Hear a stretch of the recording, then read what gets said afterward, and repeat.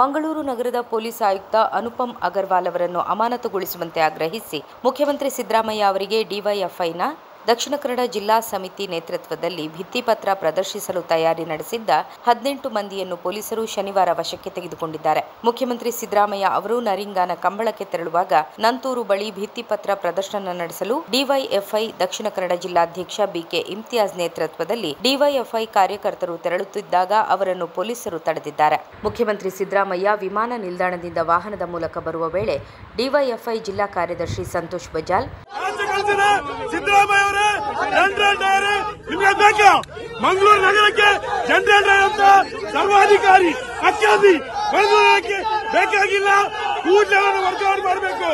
ಯಾವುದೇ ಕಾರಣಕ್ಕೂ ಕೂಡ ಅಗ್ರವಾಲ್ ಅವರನ್ನ ಮುಂದುವರಿಸಬಾರದು, ಹೋರಾಟ ತೀವ್ರಗೊಳಿಸ್ತೀವಿ. ಪ್ರಮುಖರಾದ ಮನೋಜ್ ವಾಮಂಜೂರು, ನವೀನ್ ಕೊಂಚಾಡಿ, ರಿಜ್ವಾನ್ ಹರೇಕಳ, ಅಶ್ರಫ್ ಹರೇಕಳ, ಕೃಷ್ಣ ತಣ್ಣೀರುಬಾವಿ, ಯೋಗಿ ತುಳ್ಳಾಲ್, ರಜಾಕ್ ಮುಡಿಪು, ನೌಶಾದ್ ಕಣ್ಣೂರು, ಸಾದಿಕ್ ಮುಲ್ಕಿ, ನೌಶಾದ್ ಬಾವ ಪಂಜಿಮುಗೇರ್ ಹಾಗೂ ಮತ್ತಿತರರನ್ನು ಪೊಲೀಸರು ವಶಕ್ಕೆ ಪಡೆದುಕೊಂಡರು.